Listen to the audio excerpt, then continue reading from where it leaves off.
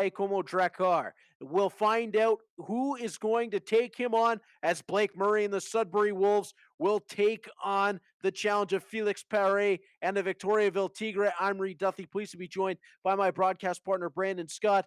Brandon, we talked about it in game one tonight. We'll talk about it in game two, and probably as we go on the rest of the night, a very tough matchup here. In the first round, Blake Murray scored 7 goals to advance. Félix Paré scored 6. Blake Murray allowed 2 goals. Félix Paré allowed 3. This one doesn't get a whole lot closer statistically. No, it really does not, Reed, as these are two offensive powerhouses clashing heads right now, and I expect it to be a very interesting game to see what kind of takeaways uh, these guys got out of round one and what changes they make in the round two. I know just watching the Twitch stream ahead of time, watching Blake Murray, he's been fiddling with his lines. He actually put himself listed as a defenseman on the starting line, so that's going to be interesting how he rolls 4 forwards in that opening group. So that could be a factor coming into this one. That is an interesting way to take a look at the setup of the lines, and we'll have to see how that works out for Blake Murray. What it does mean is likely he will have his character on at the same time as Quinton Byfield and Mate Picard, which could be very interesting offensively for the Wolves, but defensively, does that give an opening for Victoriaville? It'll be the Tigre in the black trimmed with white and gold. It's the Wolves in the white trimmed with blue. We're underway. Round 2 in the Stinger Division, Sudbury and Victoriaville. Winner takes on Gabriel Belle-Pelletier, and right away, it is Herbu who's been looked at to make a couple of quick stops. Yeah, as these two teams are going to be feeling each other out at the very beginning. I expect this to be almost like a slow burn, but once it heats up, it's going to be a race to the finish line. Puck at the line, DeRoche waits. One man right on him. La Rochelle tosses it to the net. That one taken away by Phillips. Long feed ahead. Mate Picard trying to play to the slot for Byfield, who gets it now. Byfield delays. His shot looked like it got blocked partially on the way through. And up ahead turned the Tigre. And did you catch who that is in goal for Sudbury, Brandon? I don't believe it's Herbu. Yeah, that will be Mitchell Weeks in that. Okay, Mitchell Weeks getting the call between the pipes as Blake Murray, kind of like the World Junior setup, giving both his goaltenders an opportunity to get in. Yeah, it looks like Blake Murray really did his homework on this squad, trying to give himself the advantage coming into this one. Okay, very interesting. As the puck moved ahead to the outside on the right wing. I mean, Herbu's got to be a little upset, figuring I only let in 2 in round 1, and I don't get the start, but as the puck exchanged out high by the Tigre, it'll be tossed on goal. Weeks had to battle one off, and that'll be taken along by Thompson and up and out of the zone. Yeah, that's really been a storyline as we move further along in this eCup, or how teams are really trying to line match now, try to get that advantage. Well, you mentioned it right off the top. Blake Murray putting himself on defense for this one. Definitely different than what we were expecting as the puck around back of the Sudbury goal as we approach the halfway point of the first period. In fact, have rolled past it. And now the whistle with the puck at the side of the net. 9.5 left to play in the opening frame. So far, you got to applaud Victoriaville start. They've really dominated the puck so far, trying to set something up offensively. Yeah, nice job by Paré to this point, getting the puck into the offensive zone, working it around, and forcing the Wolves to their heels to this point. But that can change so quickly as Ross brings the puck ahead. Dumped around in back of the net. Tigre on top of it. Victoriaville through neutral ice. Working it out to the left wing side. Puck played on in front. And that'll be sticked aside with a pileup in the slot, now carried on by the Sudbury Wolves. 2-on-1 approaching the goal, and a pass won't work out. Another chance down low for the Wolves to try to bring the puck in front. That'll be taken away, and with 5.5 left to go in the first period, it's an opportunity ahead for the Tigre, and Mitchell Weeks has to be quick on that one to keep this one knotted at zeros. Brandon, tough start so far for the Wolves as they haven't been able to get a whole lot going. Yeah, Félix Paré is really doing an excellent job defensively right now, not allowing any cross-crease passes or any shots to really find their way to the net. Manikis tries that one at the net. Puck will be played quickly up and out for Victoriaville, but taken back by the Wolves in neutral ice, working on the backhand towards the goal. Down to 3:01 left in the opening period. Puck brought forward. Fired on the off angle. That one comes around and taken right back by the Wolves. Chance moving forward, looking for Picard through the middle. Play is out wide, now back to the line, driven off back glass. Rolls through with 1:20 left in the opening frame. Both teams still looking to open the scoring as just under a minute to go. Wolves with some extended zone pressure, and they get one. Side of the net, Kosta Manikis will open the scoring for the Sudbury Wolves. It's 1-0 from Byfield and Picard. Yeah, that was a great play by Q down, drawing all the defensemen towards him in the corner. Then he just throws it out in front, and Manikis will make no mistake about that. He'll bury it to get the Wolves on the board in what is a tight contest so far.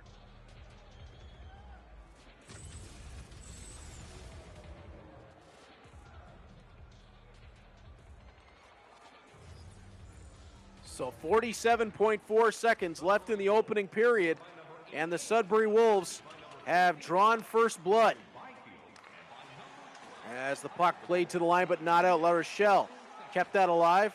Larman couldn't get it out cleanly. Puck back in front. Weeks makes a big stop. Wraparound try right at the side of the net, and Weeks has to make a second big stop on Frenette as the buzzer sounds.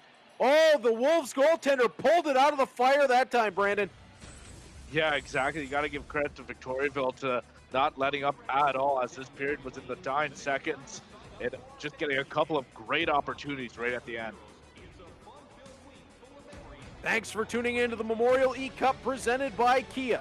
Be sure to follow the Canadian Hockey League on Instagram and Twitter by following CHL Hockey, and stay connected on Facebook by following the Canadian Hockey League. So despite some trouble getting possession of the puck early in that period, Brandon, the shots wind up 5-4 for Victoriaville, very even, with Kosta Manikis' goal being the difference thus far. Yeah, this game, considering how offensively talented these two teams are, they have a lot of talent on both rosters, and they scored a lot of goals in round one. They're both a little more defensive aware of one another. Not a whole lot going on in each offense. You've seen a couple of opportunities on both ends, but it's a very tight game so far, Reed. Dagan Byfield on the draw. Puck one back for La Rochelle. Now to DeRoche. Dag will bring it into the offensive end. Tries a little skip play to the front of the net. Byfield steals. And the puck comes ahead for Mate Picard. Picard working to the left wing. His shot! Save made by Iacobo, and he'll hang on with 18:34 left to play here in the second period. Abramov, you've got to watch him at all times for the Tigres. Brings the puck ahead. Left off on the boards. It'll be Isaac Phillips who will turn it to Manikis. This is the line that did the damage in round one for the Sudbury Wolves as Picard fires the puck on goal. That'll be held aside to Roche on a Frenette. Up ahead, Abramov. Can't get that to the net, and it's Jack Thompson ahead. He gets tripped, and there'll be a penalty coming to the Victoriaville Tigres. Yeah, this is a real good opportunity for the Sudbury Wolves to try to build themselves a bit of a hole here for Victoriaville. We've seen teams be able in the tournament to control the puck shorthanded, and that's what they're doing right now as Paré moving it across, tries it at the side of the goal, and that'll be taken right back along by the Wolves. Moved in over the line. Robinson back to the line. Samuelson on to Phillips for the shot. That one rose quickly, ended up over the top of the net. Along the line again. Phillips driven by Samuelson. They score. The tip in front with a man stationed just on top of the goal crease will double up the lead. Landon McCallum in perfect position to get a stick on that. Yeah, exactly. That was just a bomb from the point. It looks like McCallum just got a twig on it, and it kind of fooled the goaltender because it just trickled in, but it was just enough to get by him. What a goal by Landon McCallum. Right back in. Blake Murray's shot, and Iacobo will glove that one down. Puck played in down the left wing side, and it'll be taken in behind the net for Ross. And now on to Robinson. Robinson gallops across the line, has to hit the brakes, plays it back for Ross, who gunned that one off back glass. Puck comes around, and the Tigre look to counter. Taken right back, Samuelson along the boards, but he can't get it cleanly out. Puck played through in front and just touched up and over the top as Maxime Pellerin attempted to set the play. Shot from Stillman. That one bounces into the corners. We approach the halfway point of the second period. 2-0 for the Sudbury Wolves, but this game has been played very closely. Victoriaville far from out of it, and they're going to get a chance here with a man advantage. Yeah, so this is a prime opportunity for Victoriaville to kind of get themselves on the board and bust open that goose egg. Puck tossed ahead for Mate Picard. DeRoche steps over to him, but the pass is along to Byfield in front. They score! Short-handed. Looked like Kalle Loponen, the defenseman, jumped in. Yeah, we all know with Blake Murray being such a talented offensive mind on the ice, he thinks offense all the time. So he just controlled Kalle Loponen on a PK unit. You normally don't see the defenseman jump up, but right there he had the opportunity, and he just takes the feed and buries it. I mean, that's been the difference thus far in the game, Brandon, is that Sudbury have been clinical when they've had their chances in front of the net. That's how they've got their three. Victoriaville's been oh so close a few times, but just haven't been able to crack Mitchell Weeks as a chance again in front. That one stopped, rebound, scores. There it is. Right back comes Connor Fournette. It's 3-1. Yeah, Victoriaville, they needed that, and that was a smart play. Really seizing that moment. They can't afford to waste any more time without scoring here, as they're slowly, the lead's starting to get away from them, but now that they got on the board, hopefully they could build some momentum after this. Mikhail Abramov was the man who chucked it into the back, or who chucked it into the slot, which allowed for that puck to get past Weeks. And now another chance, as Weeks had to be quick with the pad. Picard up ahead. One thing I noticed so far, Reed, is that the big guns for both teams haven't got it on the board. Wow, that's going to be broken right there. Quinton Byfield must have heard you and responded, because he was at the side of the goal, and Kosta Manikis found him and puts it away. Yeah, that was a great play by Manikis to kind of creep out behind the net and just let Quinton Byfield, you know, anytime Byfield's alone by the net, there's a good opportunity he could bury it. So tough to handle as Serdyuk brings it the other way. Back for Paré in front, and again, Victoriaville close to cutting right back into the lead. They've been around the net, but a combination of Sudbury's defenders and Mitchell Weeks have mainly held the door. Robinson, Gilhula. Back out top, Thompson's shot was blocked. Gilhula takes his shot, stopped, and then the second one blocked by Sevigny on the way through. Yeah, that was a big defensive stop right there. That was a juicy rebound out for the taking, and he did a good job of stepping in the way of that one. Murray up ahead with 4 minutes left in the period. On to Robinson. And Iacobo will get the glove on that. 3:42 left to play here in the second period. Sudbury up 4-1. It's a 3-goal lead, but this game feels so much closer. Yeah, this has been a very tight game. Daig working it off for Colombe. Colombe out front. Pass was just behind the intended target. Without her shell.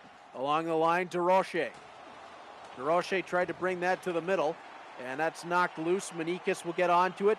Now to Byfield, onto Mate Picard. Picard works wide. Centers, Ross, his shot. Baie-Comeau scoops that. And La Rochelle moving it ahead for Daig onto Cologne. Back for Daig. Taken away as we're under 40 seconds left in the second. Picard right back in. Creates the screen in front. And that one knocked down on its way through. Frenette, he adds the goal for Victoriaville, but that time was stopped on the way through. And Samuelson will bomb it down the rink. And that is where period 2 will come to an end. Brandon, 4-1 for Sudbury, but I think they still need to be on their very best headed to the third period, because you just feel like one goal for Victoriaville, and we're going to be really, really tight. Exactly. You cannot give Victoriaville any opportunities in that. Félix Paré is just too good of a player in this tournament to offer any of that. And the way these two teams are playing, they're playing like this is a 0-0 game right now. Absolutely. Thanks for watching the Memorial eCup presented by Kia. Be sure to enter for your chance to win daily prizes and a chance at winning a grand prize of a $1,000 prepaid Visa gift card. Today's promo code is PlayStation. Enter the contest at chl.ca/Memorial eCup. Once again, today's promo code is PlayStation, and you can enter the contest at chl.ca/Memorial eCup. We'll head to the third period. Blake Murray, you've talked about it, Brandon, known for his offensive acumen. In the third, he's going to have to be known for his defense, because I got to believe that Félix Paré and the Tigres are going to come out firing. Yeah, exactly. You know it's bound to happen. He needs to continue to be aggressive defensively. Murray brings the puck forward. Backhand on goal. Baie-Comeau able to handle. Played along. Daig goes wide side. Frenette to the corner. From below the goal line. Thought about the wraparound. Kept it to the outside. DeRocher back to Frenette. Into the middle for Daig. La Rochelle tried to come down to take. And Phillips will bring that the other way. Manikis had an open side to Baie-Comeau, who just stood him up at the top of the blue paint. Puck given away on the back pass. Picard to the forehand, stopped, rebound. Oh, Manikis, what a pass to Byfield, who goes upstairs. It's 5-1. I thought for sure Manikis was going to try to fire that one, and he somehow had Byfield in his sights. Brandon, this one's pretty in front of the net. Yeah, you said it all right there, Rated. You gotta love the chemistry that line's really developing between Manikis, Bakar, and Quinton Byfield. Wow, that is some quick thumbs from Blake Murray and quick wits from a virtual Kosta Manikis.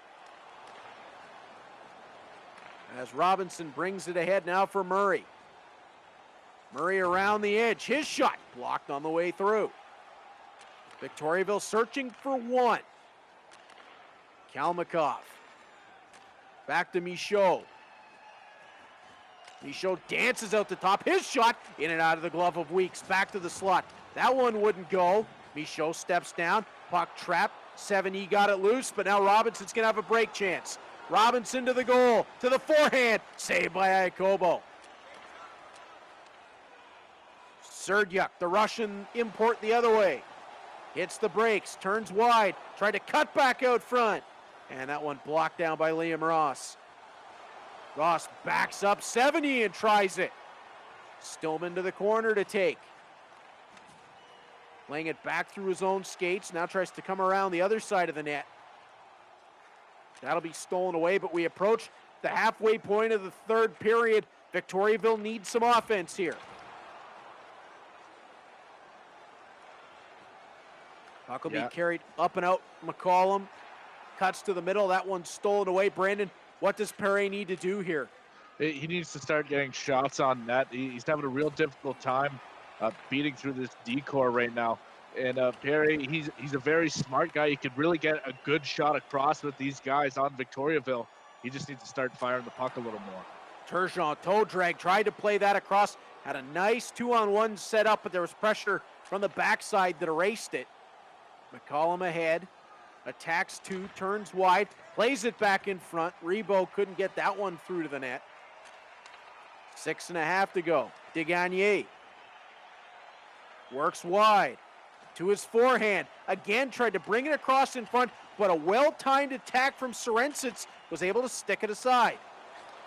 DeGrazia on for Rebo, back in front, and Iacobo will get on top of that.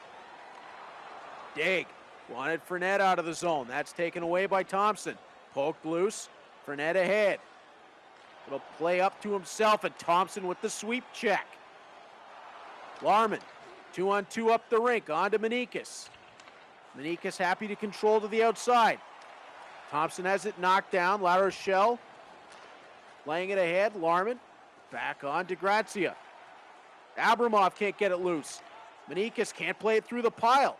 Larman tries to turn, and now it's Abramov out of the zone with 2 minutes to go. Fournette over the line, stolen away by Manikis, and this is what Blake Murray wanted. He's okay with going up and down the rink as long as he can sweep that puck loose. And with 1:32 to go, Victoriaville's got a big test ahead here. Yeah, you got to feel that Félix Paré might be feeling the pressure of the clock right now. It's not a lot of time to play with. Over the line, Manikis' shot. That one blocked on the way through. Second chance out front. La Rochelle couldn't get to it.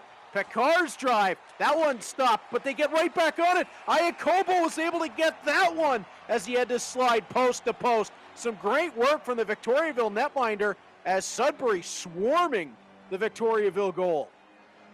Yeah, it looks like the Wolves are surrounding him on that play, but it was a very good job by the goaltender to stand tall. Colomb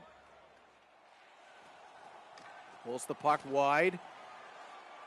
Looked out in front, but had it stripped from the backside. And now it's Ross. Up ahead, Robinson attacks 2-on-1 to the goal. Puck kicks loose to the corner.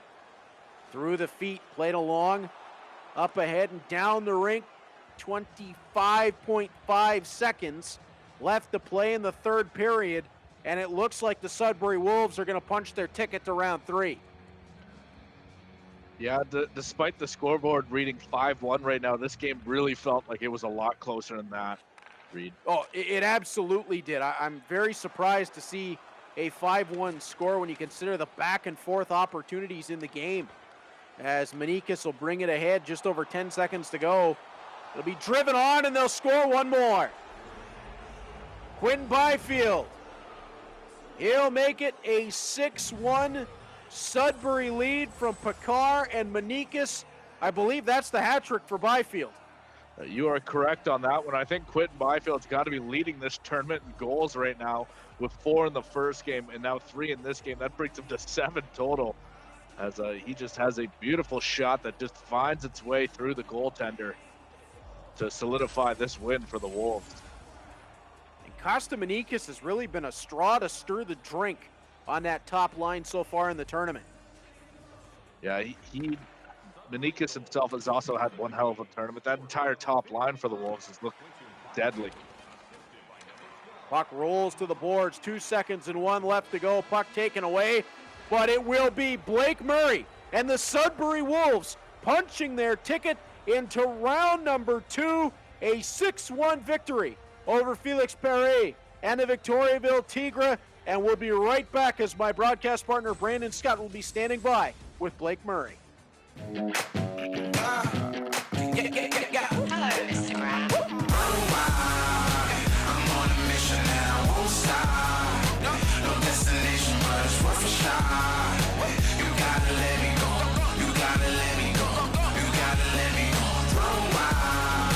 I'm on a mission and I won't stop. No destination, but it's worth a shot. You gotta let me go. You gotta let me go.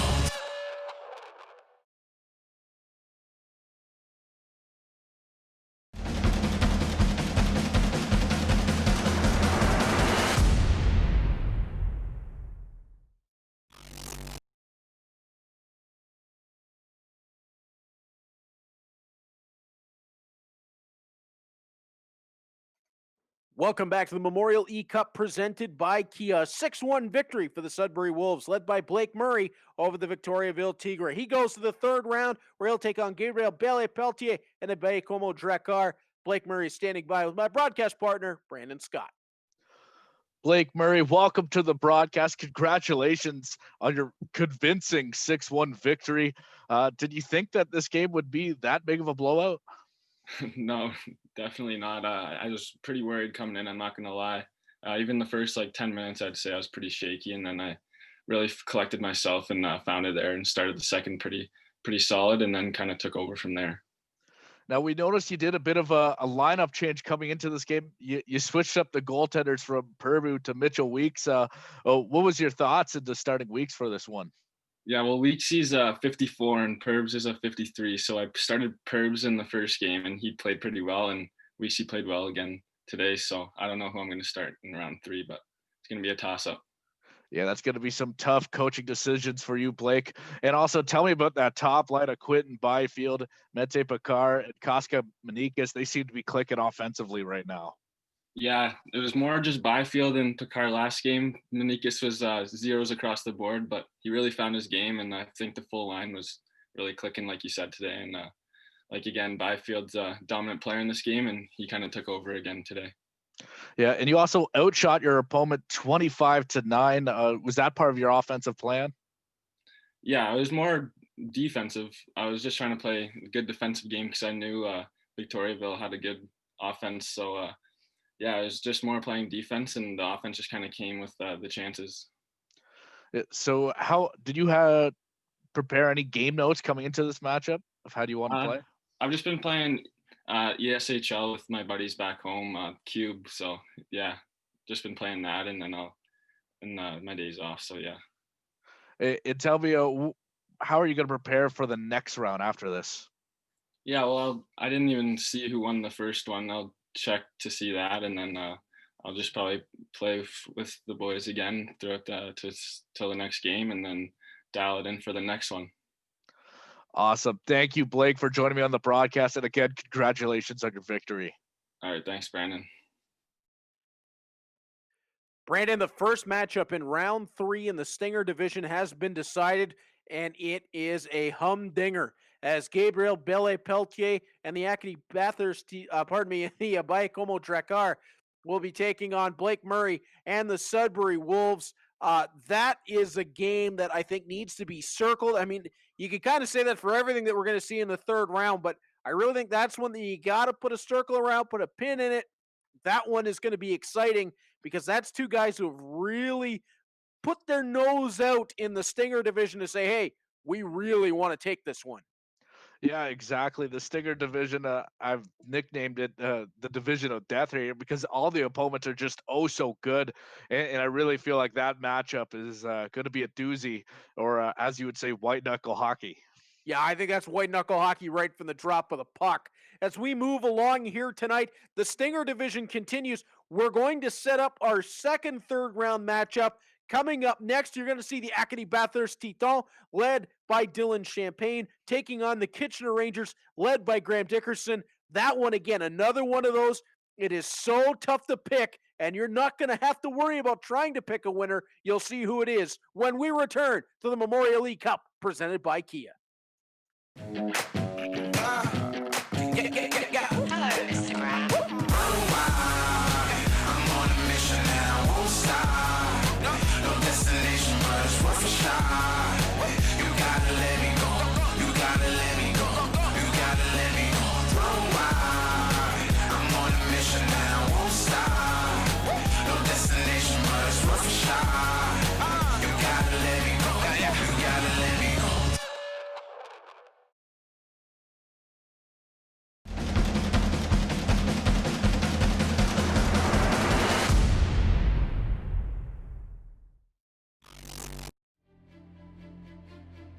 For 60 teams across North America, pursuit of this trophy is at the top of their list. It's a goal they aim for when they first pull on a team jersey. It's not an easy road, from training camp to the grind of the regular season, the hopes of a long playoff run, leading to a league championship. This 9-month journey brings out the best, and all focus is on the final step. If the Stanley Cup is the holy grail for the National Hockey League, the Memorial Cup is the elusive prize for junior hockey. Weighing just over 40 pounds, This symbol of excellence is engraved with over 3,000 names that tell a story of the young men who have competed for it. Young hockey players have dreamt of winning this title, of being named champion. Icons of the game have challenged for it, but fell short. The cup was first handed out in 1919 to honor and remember those that gave their lives fighting World War I. In 2010, the Canadian Hockey League rededicated it to the memory of all fallen Canadian military personnel. For many players, this is the summit, the best they will ever be, the highest mountain they will conquer. For others, it will be a chapter in a career about to unfold at another level. The list of winners is impressive. Powerhouse teams that delivered. Surprise teams that weren't expected to contend. Teams that simply went about their business on the ice. All were waiting for those final seconds to tick off, and the burst of emotion realizing they are the champions. When a hockey dream can become a reality, it is the Memorial Cup.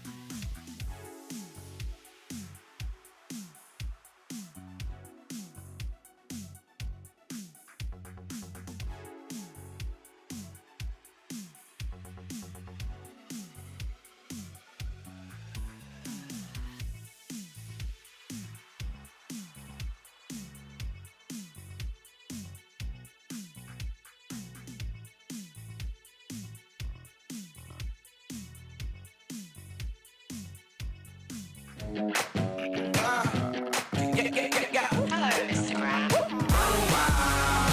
I'm on a mission and I won't stop. No destination, but it's worth a shot. You gotta let me go. You gotta let me go. You gotta let me go. I'm on a mission and I won't stop. No destination, but it's worth a shot. You gotta let me go. You gotta let me go.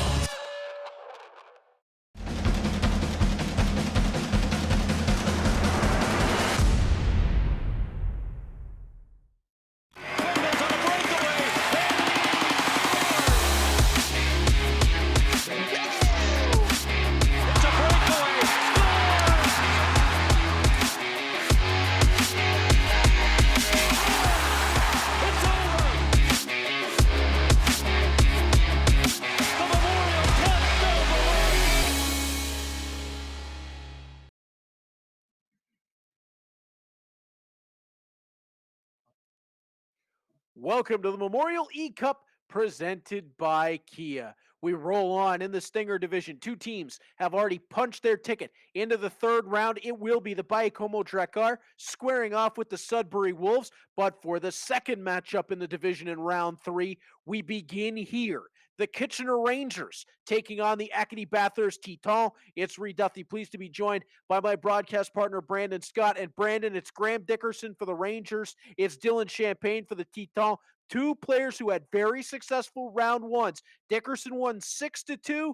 It was, Champagne won 6-2. Dickerson won 4-2 to open the tournament. So both of these guys have kept the goals against down and scored a few of their own.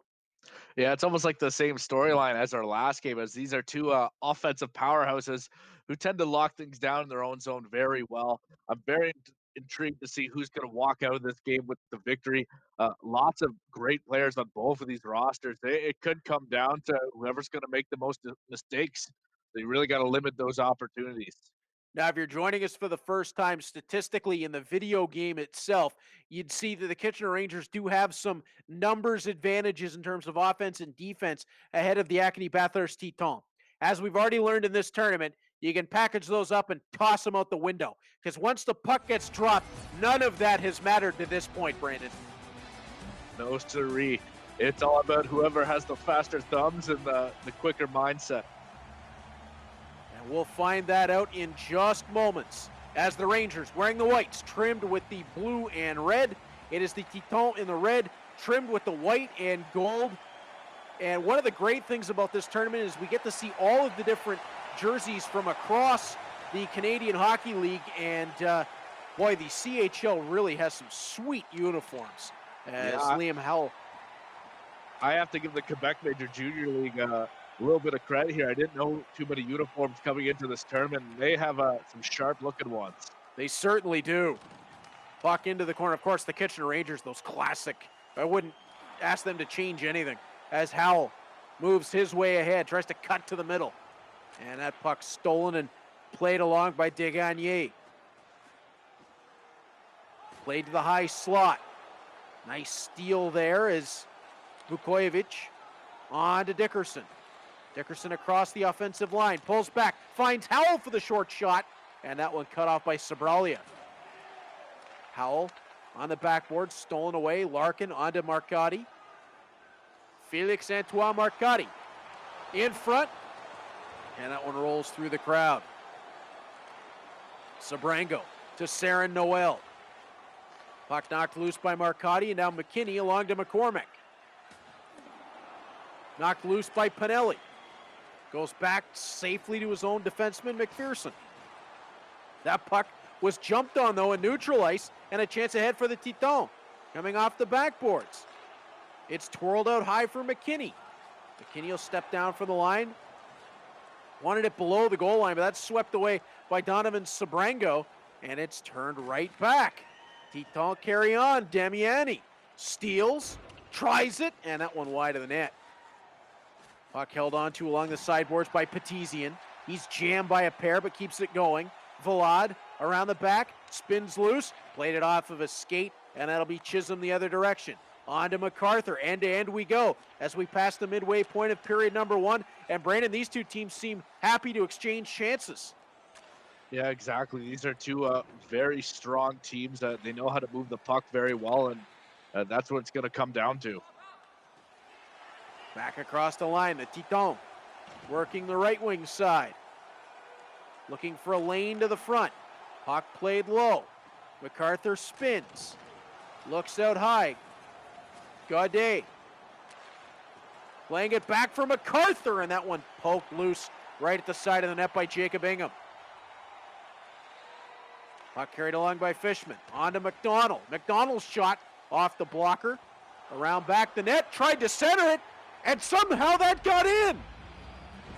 Declan McDonald from below the goal line tossed it in front of the net. I'm not sure what it hit, but the Rangers have a 1-0 lead.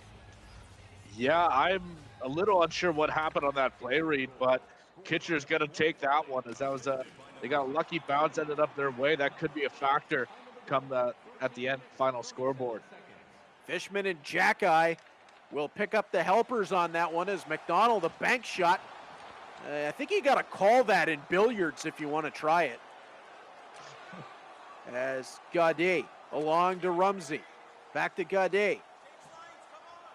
Gaudet tries the front of the net, got it right back, passed it through the slot. Ingham was sprawling, but they couldn't make the connection. Yeah, one thing in this game, you're going to have to shoot sharp on these two good goaltenders. Well, McDonald tried that across the front of the net. It looked like he was trying for Serpa, and that was handled aside. McPherson backs up. That allows Rumsey to attack, and they get it out in front for the goal.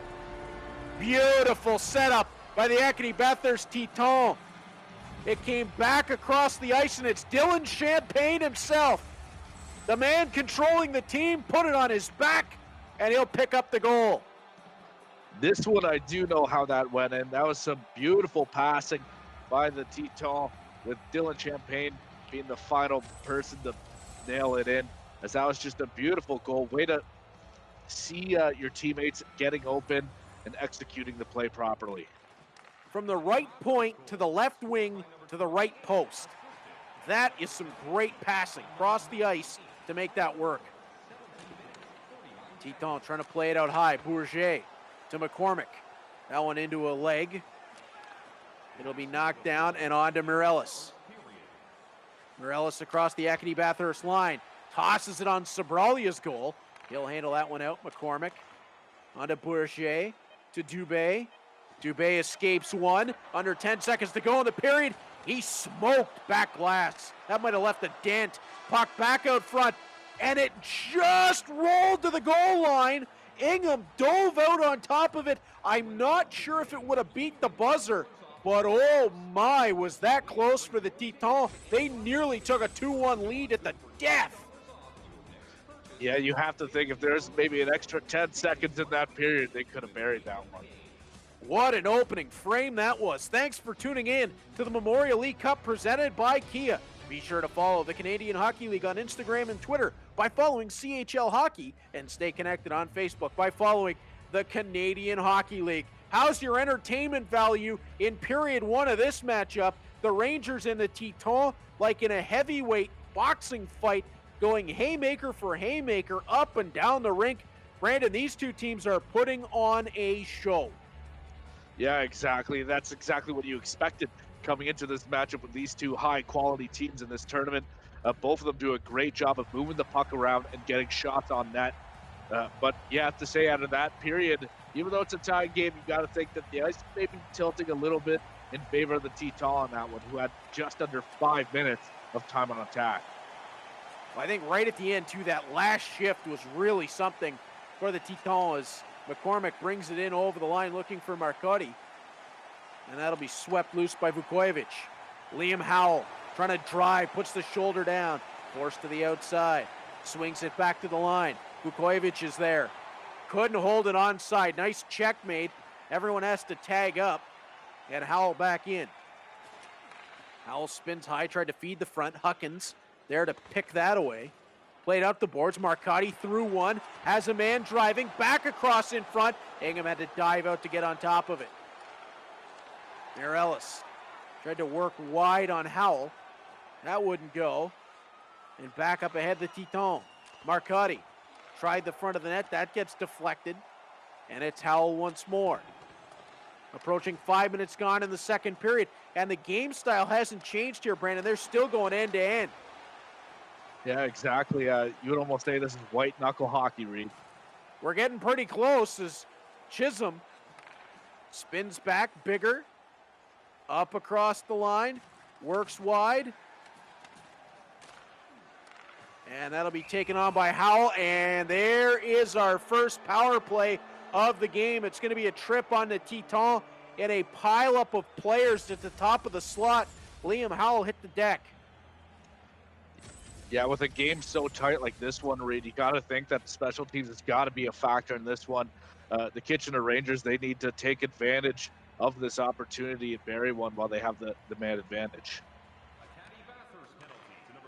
Puck one back to the line. McPherson's drive, shouldered by Sobrali, and he had to handle the bounce. Kidney up ahead. Playing wide, and the drive to the front. Intercepted as Ingham got the stick out. McPherson on to Damiani. Poked loose. Rangers regroup. Vlad on to Damiani. Tried the edge, and that one gotten to by Sobralia. Teton looking to play ahead. McKinney circling back. Plays for Kidney. Kidney tried to hit the brakes, pull up, and hit a man driving. That instead stolen away by Vlad. And we're back to even in full 5-on-5. McDonald to the line. Kept on side. Up top, long drive from Motu, and that one handled on its way through. Kidney tried the front of the net, and there's another delayed penalty coming. This time it's going to be to the Kitchener Rangers, as Acadia Bathurst will head to the man advantage. Yeah, so this is, again, just like I said on the Kitchener Rangers power play, this is a great opportunity for the Teton to kind of get one in the back of the net while they have the man advantages. Special teams could be a factor in this tight checking contest. Simon Motto heads off for that one. As Sabrango up ahead. Mireles. Now Bigger on the power play for the Teton. Looking across ahead. Stolen by Sabrango, and shorthanded, it's Mireles to the outside. Right wing circle. Mireles feeds the front. Petizian not able to receive. Mireles covering back at the point. The speed of Mireles to get there. His long drive handled by Sobralia. And the Teton are going to try to regroup deep in their own end. Arcadia worked that puck ahead. Looked like Huckins. Escaping one. Takes the puck in the corner. Huckins across the front. Great save by Ingham. Second chance, they score. Huckins out front of the Kitchener goal. Got the rebound and jammed it home. Cole Huckins from Desgagnés and Marcotti. It's 2-1 for the Acadie Bathurst Teton as Marcotti collected the rebound and put it on, Desgagnés collected the rebound and put it on a tee for Huckins. Yeah, you can't fault the goaltender on that one. He did everything he possibly could to try to keep that puck out. It was just the Teton, they wanted the puck more on that one, and they seized that opportunity to get ahead in this game 2-1. Ingham made a real good initial stop, but just too many opportunities for the Teton. Puck will be carried forward into the offensive zone. Now Damiani drags past one, tries to work the outside, fed the front for Noel. Couldn't get that to go. Clock ticking down towards 6 minutes left in the second period. Champagne to the middle. Backside, they score! Just like that, Acadie Bathurst extends the lead to 2. Backside, Riley Kidney from Gaudet and Chisholm. And now the Rangers are going to have some work to do, Brandon, after a real nice tip in. Yeah, it looks like the Teton got in a bit of a snowball effect. They're getting in a solid rhythm as they just continue to feed off their momentum, this time finding the back of that again. It was a nice play off the rush, and that will give the Teton an increased lead, a bit of a cushion now. Dylan Champagne right now finding the momentum with his side. Brandon, what does Graham Dickerson need to do here? Well, I predict that Graham Dickerson, he's going to start to lean on some of his big guns on this roster. We know Liam Howe got a hat trick in round 1 for the Kitchener Rangers, so I expect him to be out on the ice, playing a good portion of the remaining time in this game. I just continue to just get control of the puck and try to use that momentum. Yeah, Howell, Mireles, Noel. Gotta imagine you'll see a lot of those names as Champagne takes it out high. Gaudet, low, Whale picked it loose, and it's up ahead for Dickerson himself. Tried to cut across line, had to tag everybody up on side. Dickerson weaves his way through. Mireles, 2-on-4 up the rink. Great cover back from the Teton. There was a hook as the puck was turned over. Mireles is going to get nabbed, I believe, and the Teton are going to the power play with a 2-goal bubble. Yeah, the Kitchener Rangers, they got to start to feel a little bit of pressure in this second period as the Tetons are stringing together another solid penalty period. Excuse me. This has been a very tough match for Graham Dickerson. I expect him to try to simplify his game moving forward. Draw one right back to the goal, and Jacob Ingham is going to hang on to it there. Didn't like the look of anything ahead to play it out. Yeah, Ingham had to be quick on the draw on that one. Draw one by the Rangers. Vlad playing it up ahead and offside as the Tetons thought they were going to have space to bring it right into the zone. Not so much that time. Yeah, the Rangers were quick off that draw to move the puck up. McCormick to Marcotti. They score. Huckins, backdoor. Wow, almost deja vu that time. Huckins with open space in front of the net. Marcotti finds him, and it's 4-1 for the Acadie Bathurst Tetons.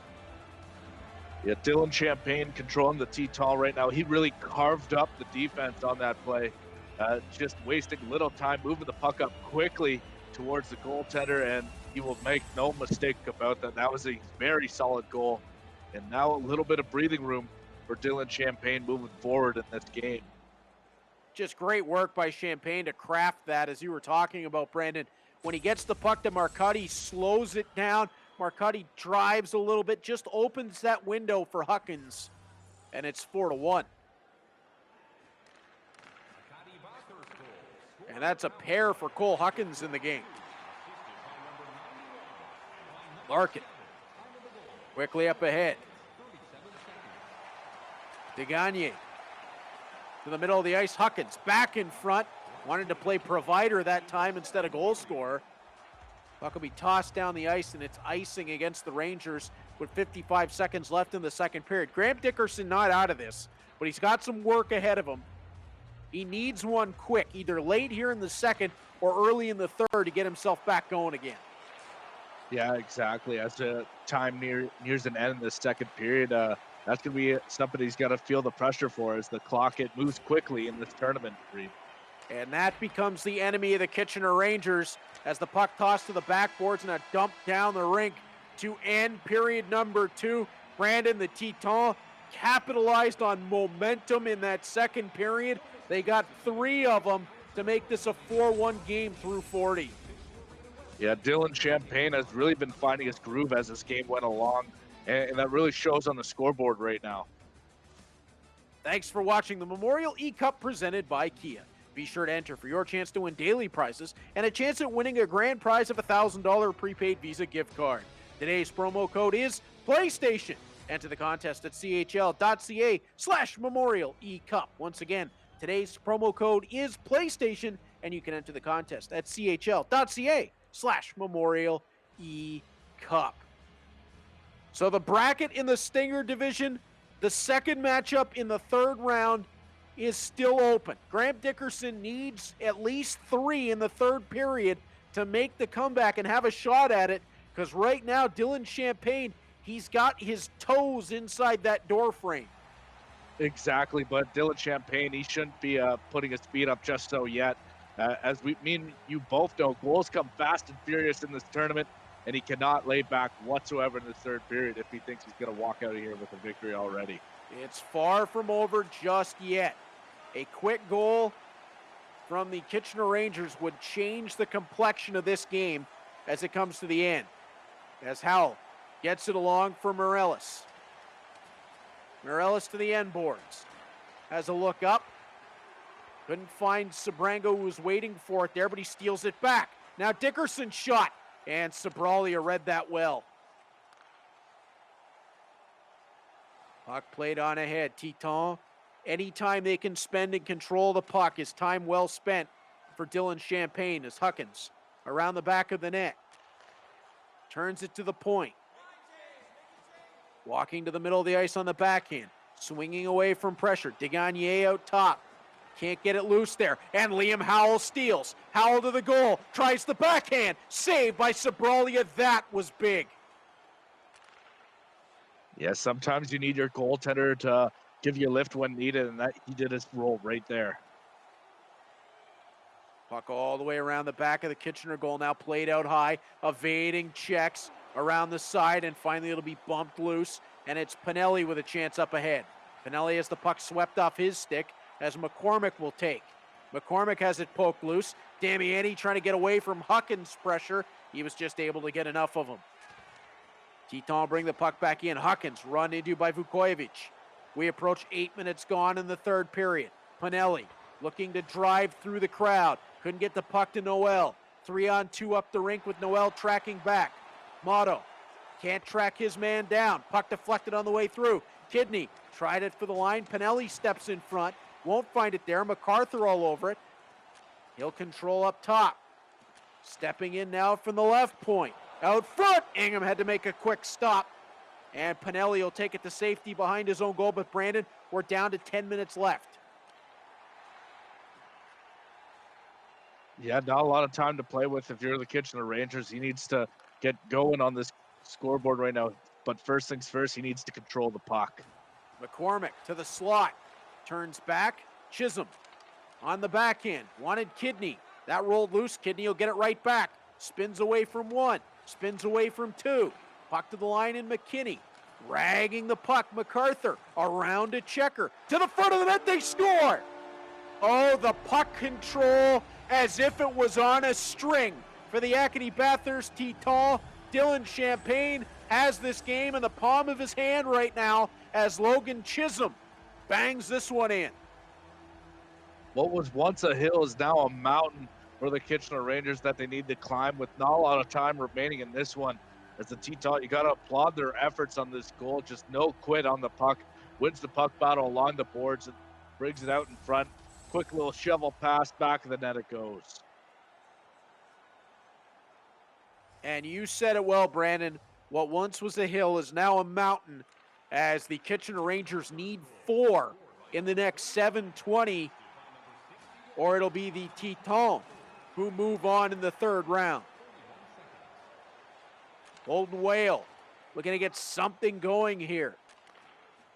I mean, there's no play in hockey to get 5 in one shot. You've got to get one and build your way ahead as Declan McDonald carries it on. Working wide, McDonald trying to drive the side. On the left wing, plays it up top. Whale to the middle. It's backhanded on goal. That one's stopped by Sabralia. Down to 4.5 to go. Kidney up ahead. Now along the top. It'll be driven wide of the goal. Carried around the back of the net. From the corner, the Teton control out front. Great save by Ingham. But down to 2:40 to go. And the puck turned over. Kidney across in front, they score. And that one is going to put the icing on top. It's 6-1 as Ben Allison from Doucette and Rumsey. And it looks like the Teton are going to become the second Quebec Major Junior League team to advance in the Stinger bracket. Yeah, you have to give credit on this one to Rumsey with that nifty defensive play to strip the puck off the Kitchener Rangers right at the top of, or just underneath their blue line to really start this goal. And that was a great play, really showing how aggressive Dylan Champagne is. So this is the second of 3 back-to-back Quebec League versus Ontario League matchups. And it looks like there's going to have to be a rubber match at the end. Sudbury knocks off Victoriaville to advance. Acadie Bathurst is 50 seconds away from knocking Kitchener out of the tournament, and they're going to add a 7th. As Champagne has really felt and he's going to get it with himself, his second of the game from Bourget and Hinckley. He's really felt the momentum since the end of the first period. Exactly. Dylan Champagne has gotten stronger as the game went on, as he really got into rhythm and hasn't looked back.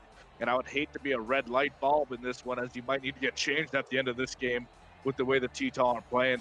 They're just so aggressive not allowing the Kitchener Rangers to even break out of their own zone in really forcing turnovers and getting the opportunities to present themselves. Gaudet off the draw, played it ahead for Champagne. It'll be Morelos the other way, trying to step through two. Morelos on the outside, back to the line, McPherson. Tried to play it through the crowd. Stolen, Dubé up ahead, Champagne. Chance for a hat trick. Champagne to the forehand, shut off by Ingham. Champagne got it right back out front, and that one denied with 25 seconds left to go. Puck played out of the Kitchener zone. Not able to be controlled. The Titans bring it back ahead. 17 seconds to go as Champagne tries it again. Pass through the feet, and that one turned wide of the net. 10 seconds left. Petizian will take the puck. Works it ahead to Dickerson. Off of a skate. 2 seconds and one left, and that's going to do it. The Acadie Bathurst Titans join the Baie-Comeau Drakkar in the third round of the Stinger Division bracket. They win their second round matchup over the Kitchener Rangers by a 7-1 final, and we'll be back with more after this. Hello, Instagram.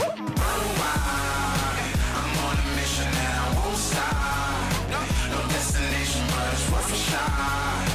You gotta let me go. You gotta let me go. You gotta let me go. Run wild. I'm on a mission and I won't stop. No destination, but it's worth a shot. You gotta let me go. You gotta let me go.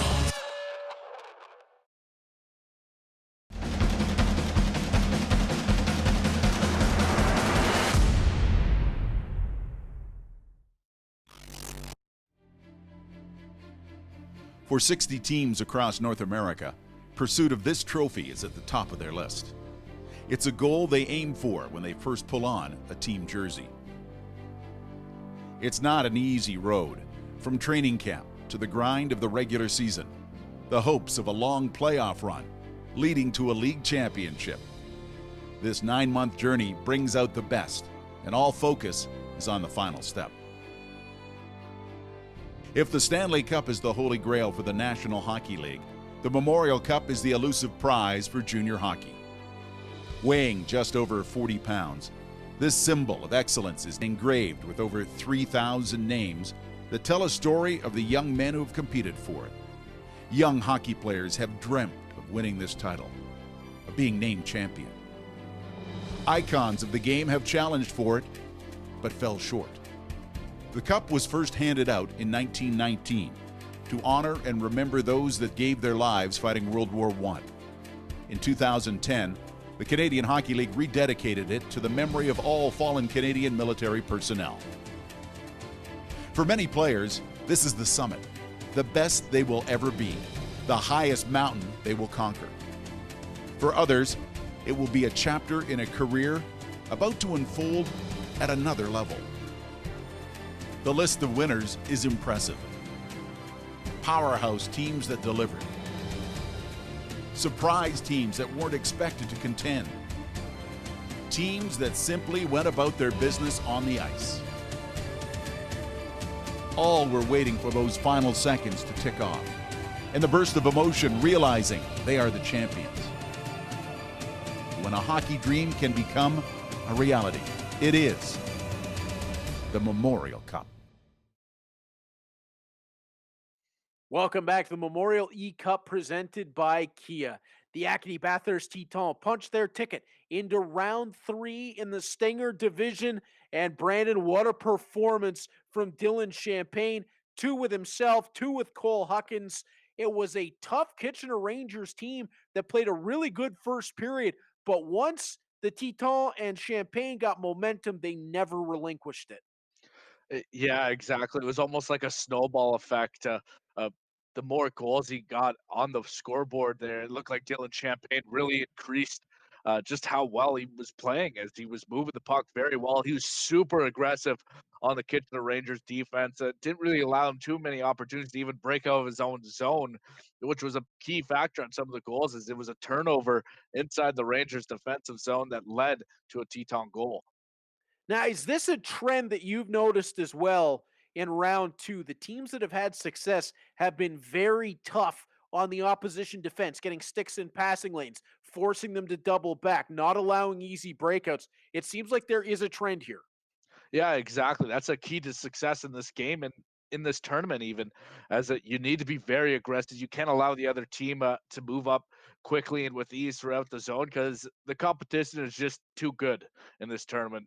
Reed, you can't allow any opportunities.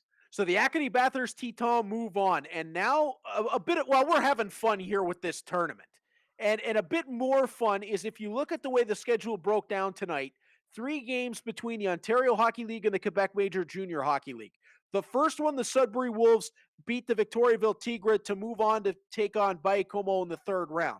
In the game we just saw, the Acadie Bathurst Teton knock off the Kitchener Rangers. They move on to take on the winner of the Moncton Wildcats and the Peterborough Petes. There's a spot in the 3rd round on the line, Brandon, and there's also kind of league bragging rights for the night in a rubber match here. Yeah, exactly. You can tell that's probably in the back of the lines of the players coming into this next matchup, but I don't think that's where their heads at right now. I'm just happy to see equal representation. These are 3 strong leagues, and it's going to be a battle for the finish. And I can't wait to see who's going to hoist the eCup at the end of this tournament. And that's a great point, Brandon, because to this point, we still have one more division to go.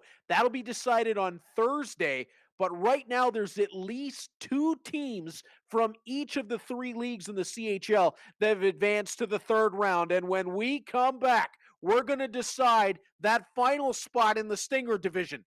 The right to play the Acadie Bathurst Teton is on the line. It's the Moncton Wildcats and the Peterborough Petes coming your way next. Hello, Instagram. I'm on a mission and I won't stop. No destination, but it's worth a shot. You gotta let me go. You gotta let me go. You gotta let me go. I'm on a mission and I won't stop. No destination, but it's worth a shot. You gotta let me go. You gotta let me go.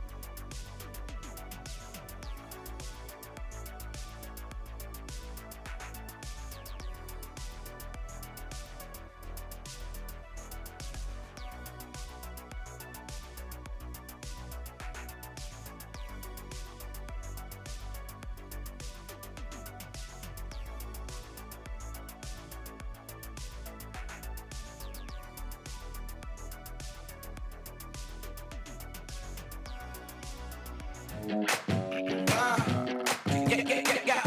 Instagram. I'm on a mission and I won't stop. No destination, but it's worth a shot. You gotta let me go. You gotta let me go. You gotta let me go. Run wild. I'm on a mission and I won't stop. No destination, but it's worth a shot. You gotta let me go. You gotta let me go.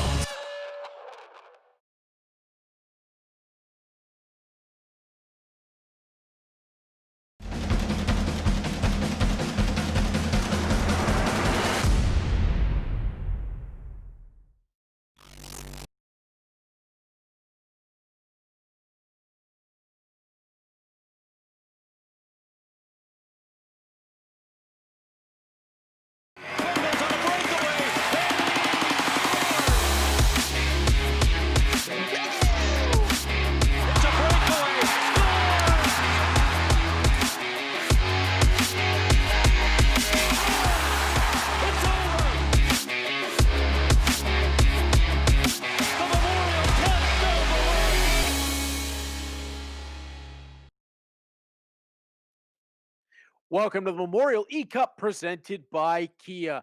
It's the last of our 4 games of the night, and boy, do we have one on tap here. The last spot in the 3rd round in the Stinger division is on the line, as well as, let's say, league bragging rights for the night. It's a bit of a rubber match between the QMJHL and the OHL, as the Moncton Wildcats, led by Jacob Stewart, will take on the Peterborough Petes, led by Sean Spearing. It's Reed Duffy, pleased to be joined by my broadcast partner, Brandon Scott. And Brandon, where do we start this one? So many storylines for this game. Yeah, exactly. We all know this is a really tough division. And so far through our last 2 games, if you're a goaltender, you might want to call in sick, as this has been an offensive powerhouse, as so many goals have been scored by these teams in the Stinger division. So we've seen tonight in the Stinger, Baie-Comeau's advance. They'll take on Sudbury.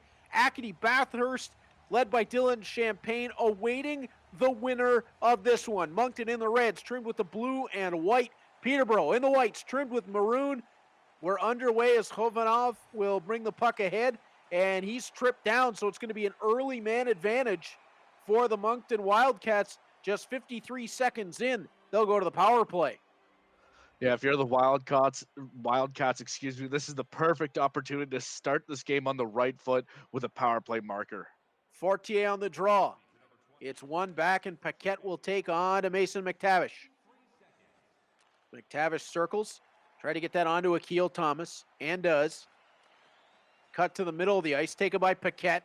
Backside was looking there again, and that one will be taken aside, and face-off will be to the right of the Moncton goal. Special teams could weigh a factor with all these games being very tightly played. You could really seize the opportunities with the man advantage. Yeah, Moncton trying to do that right now. 2-on-1 ahead. Shot bounces around in front. Save made right on the doorstep as Gallant will bring it ahead. On to Kirk. Kirk tries to drag to the slot. His shot. And that one up over the top and out of play. Just about 2.5 minutes have been played in period number 1. Yeah, you really have to applaud this PK unit for the Peterborough Petes. They're doing a great job, only allowing one real good opportunity for Moncton so far on the man advantage. Puck gets poked loose, and it's brought on ahead by the Wildcats. 2-on-1 to the front of the net, and that wasn't exactly what they were looking for. And Hunter Jones will cover that one up as the puck gets fired from the boards. Looked like that pass went to the wrong spot. Yeah, that's what I'm kind of thinking myself too, Reed, is that looked like it was going to be a prime opportunity for the Wildcats. Akil Thomas spreads wide for Semen Dargachintsev. We're back to even in full 5-on-5 as Dargachintsev approaches the front. That gets knocked loose. And now taken on and out of the zone for the Wildcats.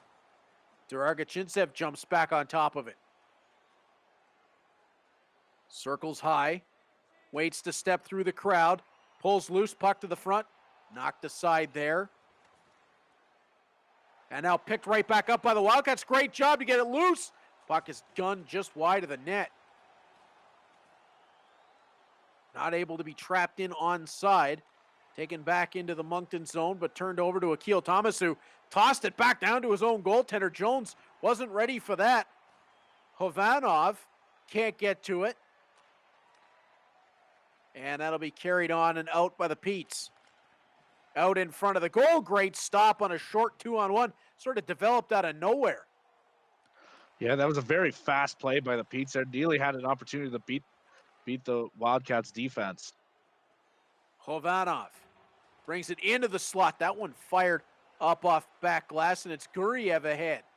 Playing along to Grondin. Grondin drives out front. They score. And it's the aircraft carrier on skates that is John Parker Jones that's going to pick up the goal from Grondin and Guriev. Parker Jones goes about 6'7". Yeah, me and you are both well aware of Parker Jones and just how big he really is. Seeing him a lot in the Ontario Hockey League, and this time he uses his big frame to score that one to get the Petes on the board here early. Somebody asked me what it was like standing next to John Parker Jones in the tunnel. I said, imagine being in California and standing next to a redwood tree. Now imagine the redwood can walk. As Gallant brings it to the front of the net, and that'll be held onto for a face-off to the left of the Moncton goal. He is a very imposing figure in person. Yeah, it's not that he's just so tall. He's also, like, strong. He's built like an ox as well. Yeah, I believe 6'7", 235 as Paquette plays that through the crowd. J.R. Avon around the back of the goal. Paquette steps down. And considering I go somewhere between 5'7" and 5'8", I had to look a long way up as driving ahead of the Wildcats, trying to cut to the middle. Avon with the steal. On to Robertson. Back for Avon, who plays into the offensive zone. Tried that out in front. And now carried along again. Moncton, chance forward with numbers. Daou, his shot. That one stopped in front by Jones. They force the turnover, but it's stolen right back away. Pete's with a break chance. Short 2-on-1 as the back pass to Avon didn't quite work out. Sharp angle shot. Goes for the pop-up. Daou gets to it. And that'll be carried along by the Wildcats and out. Paquette quickly onto it for Brady Hins. Now back to Paquette. Hins once more. Run out of the play, but the puck rolled loose. Hins jumped right back on top of it. Tried to jam it to the front of the net. Wouldn't quite work out. Paquette at the line. Working it along for Spearing. Now Paquette's drive. And that'll be held onto, but spilled out. Spearing to the middle. Puck into the crowd. And picked back up for the goal. Hins. It was a hot potato through the slot. Nobody could get extended possession. And suddenly Brady Hins appeared. And he'll pick up the marker to extend it to a 2-0 Peterborough lead.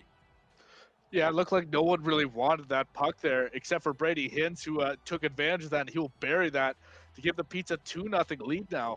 This is exactly the way you want to play it if you're the Peterborough Petes. Still early in this one, however. Dakota Lund Cornish's goal has been under extreme siege so far in this one. As the puck will be played up and out of the zone. And quickly returned right back in by the Petes. Turned up ahead by Jacob Hudson. Now working to the outside was Fortier. Played it to the middle. Hudson back to the line. Looking for the drive there.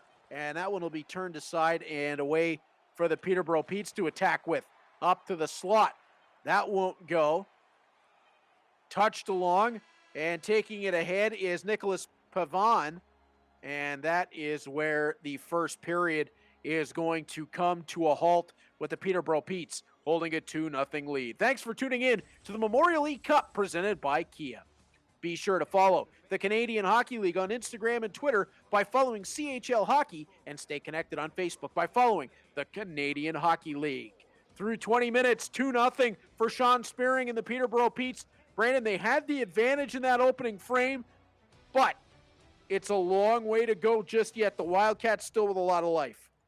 Yeah, exactly. Still plenty of game to be played left before we completely rule out the Wildcats. But so far, you gotta love the Pete's game. They've been very aggressive. They're really not allowing the Moncton Wildcats so many opportunities in tight along the goaltender with their defensive play, and I expect that to continue on throughout the rest of this game. Hovanov will play that back for McIsaac. Thomas tried to bring it forward, knocked away, and that's Grew. Grew into the offensive zone, tried to turn back with the puck. Stolen by Thomas. Up for Chisholm. Chisholm tries to get through a couple. And that'll be taken right back by McIsaac. Works wide, drops the puck off. And skating back after it. And picking the puck up deep in his own zone is Jordan Spence. Quickly ahead, working to the outside. Puck played right to Jones's goal. And that'll be taken by Grondin along to McTavish and now Thomas. Semen Durarga-Chinsev tried the middle. McIsaac's there to steal that away. And Hovanov will play that ahead for Grew. Hovanov to Grew, back in front. Looking for the open target there that wouldn't come available in the end as McKenna was right after it. But Chisholm will turn it on to Durarga-Chinsev. Now Thomas for Kirk. Back in front. Thomas got a stick on it, and Lund Cornish had to be quick off the deflection to snag that down. Yeah, you have to applaud the goaltender on that swift play right there. And a penalty coming for tripping to the Petes. Akil Thomas heads off, double whammy. That's a big part of their penalty kill, as the Wildcats will have the man advantage. Yeah, Akil Thomas is one of the go-to players for that Peterborough Petes, and this time does a little too much. It gets thrown in the box for 2 minutes. Draw one back. McIsaac's drive. Stopped. Rebound chance. McNamara will take it to the end boards. Gallant on to McTavish. McTavish moving it quickly ahead. Spearing is there. Spearing shot. That one stopped. Rebound chance. Lund Cornish held the door with Mason McTavish standing right there. 12:57 left to play in the second period. Yeah, smart move by the goaltender to hang on to the puck there, as this gives the Wildcats a bit of a time to regroup there. It didn't look like that first power play unit was really clicking on that. Chance ahead, shorthanded once more for the Petes as they are swarming all over the puck. McIsaac up ahead. Spreads to the right, Stewart. Past one. Stewart trying to create in front. Tosses it on Jones' goal. He'll handle that out. Gallant steps ahead, tried to play it through his own skates. That won't work. McIsaac pitched it on. Spearing got there, back for McNamara. And now up ahead, fresh out of the box. Thomas, as we're back to even in full 5-on-5. Spins it along and they score. Akil Thomas set it on the tee, and Max Grondin steps through, guns it home. 3-0 Peterborough. Well, that's one way to make up for the penalty, Reed. Akil Thomas with a nifty play, cuts on a dime to get around the defender, feeds it to Grondin, who makes no mistake, right in the middle of the slot. It looks like there's a couple of bodies right in front of the net there ahead of the goaltender before that shot goes off. But again, Akil Thomas, whose mobility on the ice is just so fluid, and being able to cut on a dime like that with the puck is uber impressive. Well, how many times have fans of the Ontario Hockey League or Team Canada at the World Juniors seen Akil Thomas step back into the eddy of the flow and make something happen out of nowhere? Yeah, the LA Kings got to be happy with that draft pick. That whole prospect pipeline in LA is just silly. The puck played up out high. They've known what to look for in the OHL, that's for sure. As backhand goes wide of the net, Paquette up ahead for McMullen.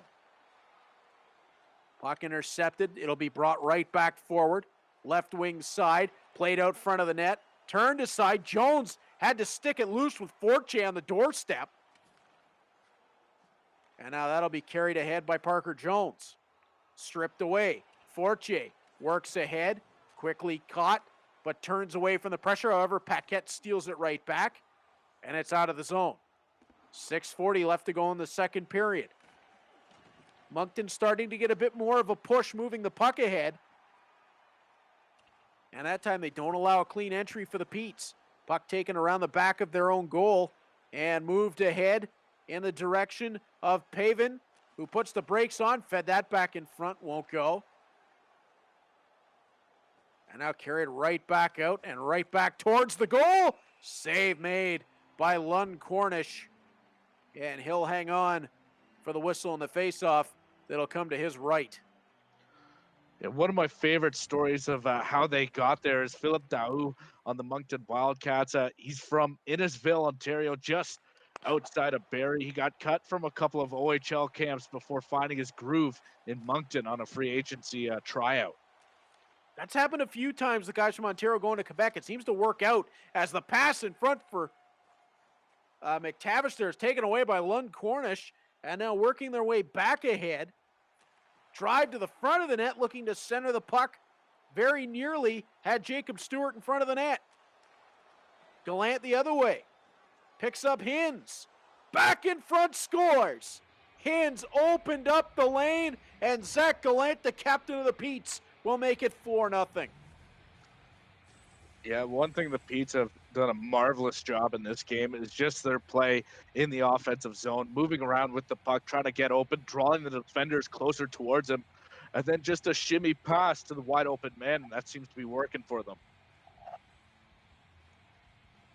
Well, they're going to keep going with it, I'm sure, here, because Sean Spearing's got to be happy with this. Right now, sitting at a 4-0 lead late in the second period, just a minute 36 to go in it.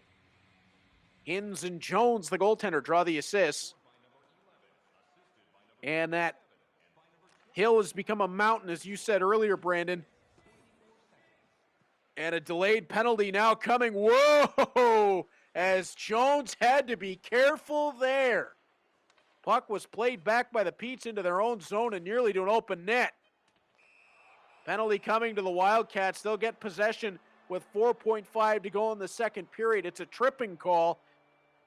And down 4, giving up a power play is not ideal. No, it's not. And I just want to go back to the Pete's goaltender, Jones. I'm sure if you even noticed in warm-up, he's definitely one of the better puck handlers for goaltenders in the Ontario Hockey League. His certainly shoot the puck a lot better than I can, Reed. Yes, no, absolutely. As the puck is dragged wide off the draw, and that's going to do it for 2 periods of play. The Peterborough Petes holding a 4-0 lead over the Moncton Wildcats. And we want to say thanks to you for watching along with us on the Memorial eCup presented by Kia. Be sure to enter for your chance to win daily prizes and a chance at winning a grand prize of a $1,000 prepaid Visa gift card. Today's promo code is PlayStation. Enter the contest at chl.ca/Memorial eCup. Once again, today's promo code is PlayStation, and you can enter the contest at chl.ca/Memorial eCup. We mentioned this in a game earlier tonight, Brandon. There is no play in hockey to give you 4 goals. So how do you start the comeback here if you're Jacob Stewart and the Moncton Wildcats? And, well, this might be a way to start it. Yeah, exactly. This could be a great way to start to get a little momentum for your side. Stewart and McTavish are just throwing haymakers at one another. Now they'll tie up. McTavish tries to come over the top. Stewart says, all right, I'll play Rock'em Sock'em Robots. And that's how the fight's going to end, with McTavish getting the takedown. Wow, that was a battle. Well, you kind of had the feeling Moncton was going to do something to shake it up, and right out of the face-off, you tell he just wanted to pump his team up with that tilt. Well, Sean Stewart and Mason McTavish will head to the box. And we're back underway as a chance on goal, one-handed. And Lund Cornish was smart to that one. Gallant out of the corner. Kavanaugh, his long one-timer play is blocked on the way through. McIsaac trying to bring it out of his own zone. That'll be carried along and out by Hudson. He ran into traffic. Puck carried back ahead for Akil Thomas. Gallant on backhand, a forehand, tries it and scores. Zach Gallant's got 2. It's a 5-0 lead for the Peterborough Petes. Yeah, Zach Gallant, just a display of skills on that play, holding the puck inside the circles there, weaving in and out, throwing off just about everyone on the ice before a quick little wrister to the top shelf. He proves why he wears the C on the Petes with that goal. And now there's still a lot of time left, but Sean Spearing has got to have the toes inside the door frame now for round number 3, as I'm sure that Dylan Champagne is watching this, knowing that his Acadia Bathurst Titans will have to take on the winner of this game. And right now, barring a major comeback, it looks like it might be Spearing, which would be a wild matchup in the 3rd round. Yeah, exactly. That's going to be a huge, huge 3rd round in this Stinger division. I really can't wait to see how this unfolds. I think whoever comes out of this division has to be one of the favorites for the eCup. You'd have to think so, as there's going to be another penalty coming here to the Moncton Wildcats, and it's starting to drift away from them a bit more here. They need to make something happen shorthanded as Durarga Chinsev plays it along. McNamara tosses it in front. Akil Thomas gets to it in the corner. Up top, Spearing. In front, Lund Cornish makes a nice stop. That'll be played along to McIsaac. He has a look ahead to see what they can make happen coming out of their own zone. And it'll be taken right back by the Petes. Drive wide, breaks jammed on. Out top, Spearing gets it in front of the net. It'll roll wide. Durarga Chinsev back to the line, Spearing. Hammered that one. It was handled by Lund Cornish, and the Petes jump right back on it. The set out front from Durarga Chinsev will lead to an Akil Thomas goal. 6-0 Peterborough. Yeah, this has just been an incredible effort out of Sean Spearing and the Peterborough Petes. He's just been a magician in the offensive zone, weaving around and really waiting for the prime opportunity to fire the puck. And he's really taken advantage of drawing the defense away from the open man. And the Moncton Wildcats face a massive climb at this point, down 6 to try to get back into the hockey game. As time not on their side, down to 13:45 to go. Puck carried forward and into the offensive zone. It'll be turned out high for the long drive. That one handled aside as a Bears drive won't go, but they'll get one right there. Puck at the side of the net will be jammed home to at least give the crowd something to cheer about. Gabriel Bernier from Hudson and Fortier will make it 6-1. That'll make them feel a little bit better in Moncton and maybe spark something here late. Yeah, Jacob Stewart of the Wildcats, he could throw the monkey off his back right now as he finally gets on the board. You have to think that this could start something for the Wildcats, but you have to wonder, is it maybe a little too late? Well, we'll see if he can get another quick one or two here and start to make Sean Spearing sweat a little bit late in this one. Big hit neutralized, had a helmet come flying off. Puck back to the line. Kavanaugh's drive hit somebody on the way through. Wildcats, chance maybe to attack out. No, turned over. Puck played back to the line for a drive. Parker Jones couldn't get it through the crowd. Hovanov playing it up ahead. It'll be right out front for a chance there. Right on goal and nearly tucked through by Benoit Olivier Groux. That's the puck taken back the other way by the Petes and a save from Lund Cornish. Hovanov can't get it cleanly out of the zone. Now he does. Chance in on net. Back out front, they score. 8:28 to go. The gap is down to 4. Yeah, this was a great effort at both ends by the Wildcats. First, it was a big defensive stop on what looked like it was a 2-on-1 with a cross-crease pass with a diving play by the defenseman to kind of break up that pass. Then the other way, the Wildcats tried to do that exact same thing, and this time that works. And now we might have a game out of this in the tail end of this third period. So that one makes this a real interesting race to the finish. Puck tied up down low. Akil Thomas jams that out front. It's out high. That shot kicked aside. Tripped down and potentially a power play late here for the Wildcats. Up across the line, puck dragged loose, Langlois brought it into the offensive end. It'll be touched up, and a tripping call coming. Yeah, this has got to give the Petes a little bit of a sweat here late, especially with a power play now heading towards Moncton. Gallant can't get the draw away. Fortier for DeYoung out high. They've pulled the goaltender for the extra skater. McIsaac just couldn't save it at the blue line. 5:16 to go. They're going to go 6-on-4 here and see if they can get themselves one closer. Yeah, this is a very smart move by the Wildcats. They know they need to get on the board here early. Draw controlled by the Petes. Empty net opportunity, and that one may turn them back. It'll be a hat trick for Zach Gallant. That's going to make it 7-2 with under 5 minutes to go. Well, you knew this is the risk when you pull that goaltender for the extra man on the ice, is that you need to have puck possession, and that was one thing that the Petes jumped on the puck right away, and once they had it, they have the opportunity to score with an empty net.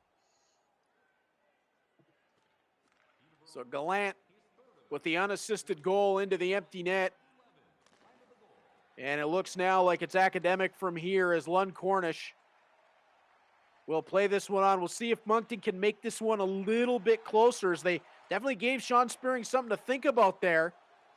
Puck tossed up and over the top. It'll be controlled around the back of the net. Pete's looking to bring it ahead. 4 minutes to go in the game.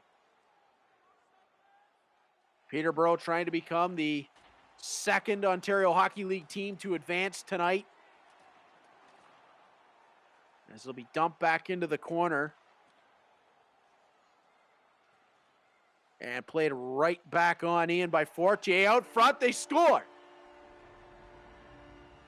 Grew gives them one more back. It's 7-3 as the Wildcats will not quit. You got to take your hat off to Jacob Stewart as he gets another one with Benoit Olivier Grew. Yeah, you have to start to wonder that maybe it was a little too premature to pull the goaltender on that play, especially on a face-off, as it looked like they could still make a game out of this. And again, Jacob Stewart, you have to applaud him for not quitting on this game whatsoever. But it's just that gambling move there of pulling the goaltender early did not pay off. 2:37 to go. Can he make it a little bit tighter? As the Petes will bring the puck in off the draw, kick to stick, but stolen away by Liam Kirk. Lund Cornish keeps it moving. Kirk out front. That one stopped by Lund Cornish. Wildcats from around back of their own goal. Looking for the quick up, and the play is going to be offside with 59.9 to go. 7-3 for Peterborough. It would set up a matchup with the Acadie Bathurst Titans in round 3. The Stinger division as hot as any in the tournament. Boy, this could be a real boat race in the Stinger division to see who's going to come out and head into that Final Four. Yeah, it's honestly any one of these guys I could picture being in the finals of the Memorial eCup. That's how good this division is. Absolutely. Langlois shot. Stick to the corner. Wildcats keep the puck moving to the outside on the left wing. Half a minute to go. They're trying to get a little bit more on the board as it's played in front of the net. Tossed into the corner, around behind the net. Another chance maybe to the side of the goal. Jones is going to keep it moving with 20 seconds left. Up and out of the zone. Down to 15 to go. Everybody back on side. Langlois back in. 12 seconds left.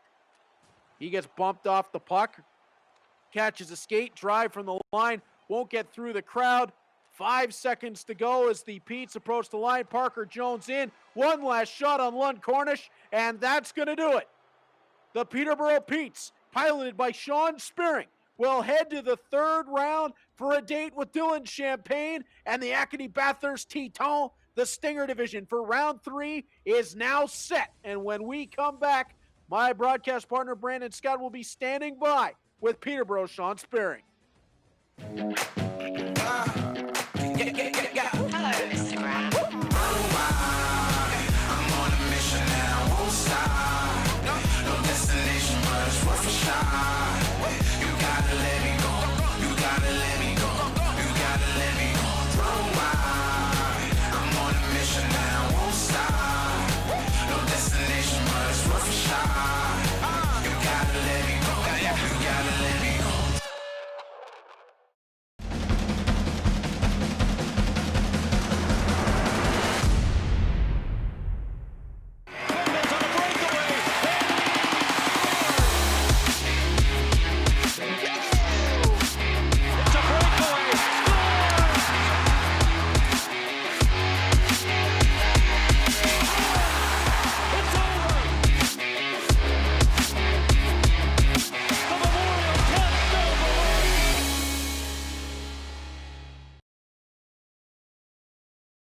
Welcome back to the Memorial eCup presented by Kia. The Peterborough Petes advance to be the final member of the 4 that will go through to round 3 in the Stinger division. And Sean Spearing, victorious, is standing by with my broadcast partner. Sean Spearing, welcome to the broadcast and congratulations on your big 7-3 victory. Tell me what's going through your mind right now.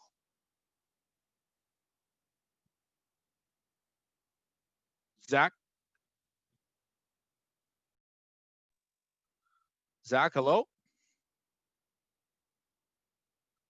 Oh, shit. Yeah, no, sorry about that. No, yeah, it's exciting for sure. You always want to win whatever you're doing. So, yeah, again, just want to say a big thanks to Kia for hosting this, and a big thanks to Coach Cause for everything he's done for me. Yeah, and I just want to talk about that game there.